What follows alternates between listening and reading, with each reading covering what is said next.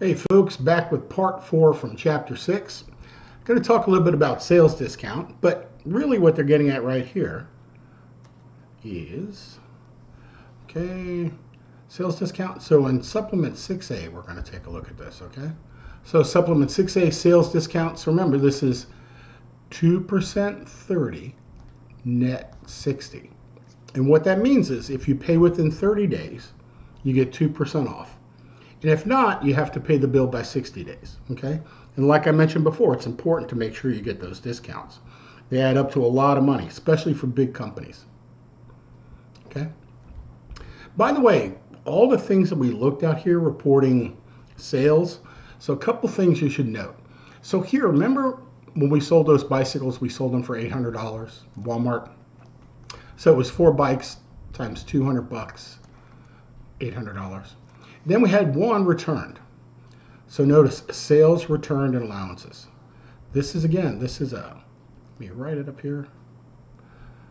This is a contra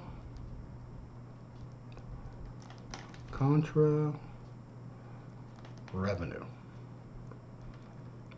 Contra revenue account, okay? So it's lowering revenue. By the way, then we go back and we take a look, we see net sales. So this is important. So you see where it says sales returns and allowances. Then there also could be sales discounts in here as well. And then net sales, it's an important number. By the way, having this in here, this number right here, it's kind of important. I mean, if you stop and think about it, if 25% of everything you sold was returned, that's kind of a big deal, right? So you'd want to know that. You'd like, why is 25% of everything we sold being returned? So having that number and doing your bookkeeping the right way is important to making sure you understand what to do. Then we have the cost of goods sold. So remember, one bike was returned, right?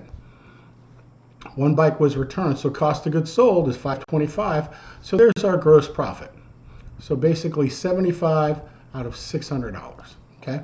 So again, having that detail helps management run the business, okay? And again, like I said, if you're looking at getting that, if you're making a lot of sales and get a lot of merchandise returned, this is a huge problem for business, okay? So you'd want to know. All right, now we're going to take a look at bundled items for sale. And when items are bundled together, and we'll take a look at an example, okay? So here, they're talking about Sirius XM, okay? So they sell a vehicle kit and a 12-month radio service package.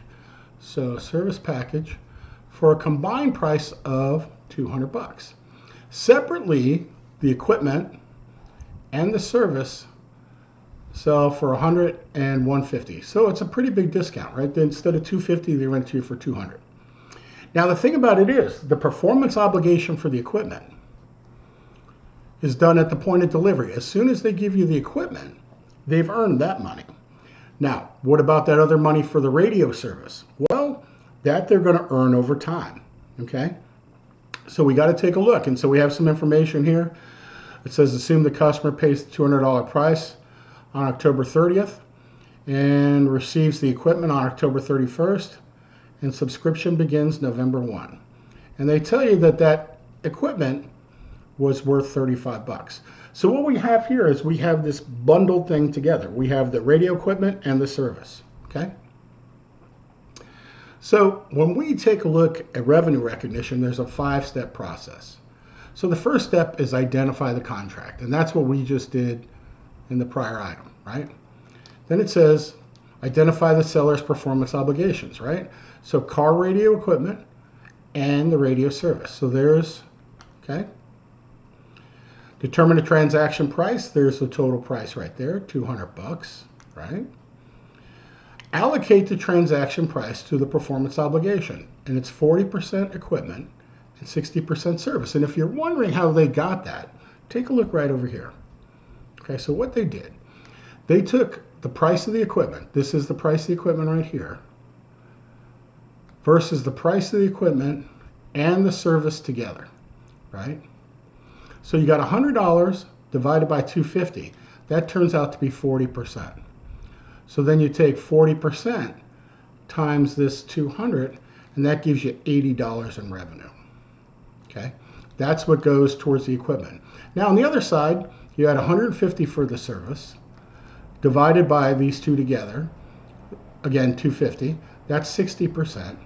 So 60% times that 200 gives you the $120 of revenue, or $10 a month. Okay, so basically you pretty much do a straight percentage based upon the proportion of what it normally goes for versus the bundled price. Okay, right.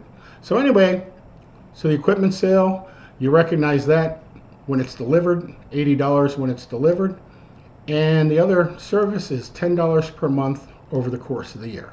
Okay, so remember, they get all the money, but they don't get to recognize it all as revenue.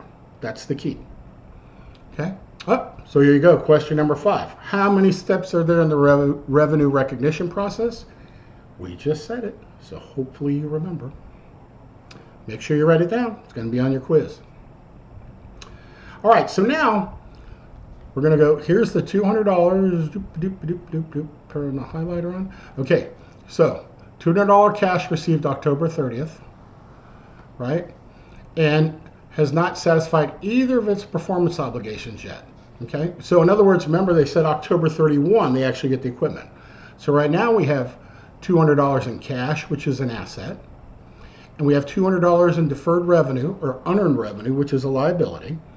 And here's the journal entry. Okay, again, cash, right? Cash is the asset, and it's increasing. Deferred revenue is a liability, and it's increasing. Okay. Now, on October 31st, okay, so now we're going to go over here, October 31st, they deliver the radio kit. So now they've earned that part, okay? So it says if SiriusXM uses a perpetual system, which for sure they do, they also record cost of goods sold for $35 a month and reduce inventory by the same amount, okay? So here you go. Our inventory goes down by $35. That was the cost of the piece of equipment. Our deferred revenue goes down by $80 because now we've earned it. Right? Let me move my little picture here.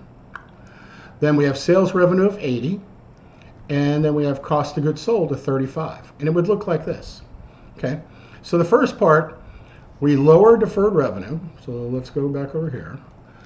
So deferred revenue, this is a liability, and it's going down because now we've earned it. In sales revenue, it's a revenue account, and it's going up because now it went from deferred, the piece of equipment, went from deferred revenue to earned revenue or sales revenue, okay? Then the piece of equipment that we sold, it had some cost to it, right? So we have cost of goods sold. Cost of goods sold is an expense, and that's increasing. And inventory is an asset, and that is decreasing, okay? Now, that's the first part. Now, we still haven't done anything with the service, okay? So now, on November 30th, we'll adjust its accounts because now they've gone 1/12 of the service, okay? And it's $10 per month. So what would happen now? Deferred revenue, we're going to lower it by 10, okay? And we're going to show revenue of 10. So again, what's going to happen? Here you go, deferred revenue. Deferred revenue is a liability. We're lowering it. This is a revenue account, and it's increasing by 10. By the way, they're going to do that every month. You know, it's just like any other subscription, okay? You're earning it over time. Same thing with rent, and, you know, we talked about Delta Airlines and all that. You don't get to count it as revenue until you've actually done what you're supposed to do. And oftentimes companies package things together like this, okay? And it's important to get it right, to make sure your books are right. Right, next thing we're going to look at here is a multi-step income statement, okay? And by the way, I'm going to hold off, but I'll tell you a little bit about this right now, multi-step. The more detail you have on your income statement, the better you're able to make decisions. So part of the purpose of the multi-step income statement is to make sure you have all those checkpoints that you need to make sure you're doing things properly and making money, okay? You know, obviously at the end you want to have the net income, but there's some other key figures which are really important, and that's what we want to take a look at on the multi-step income statement. We'll be back with that in just a minute.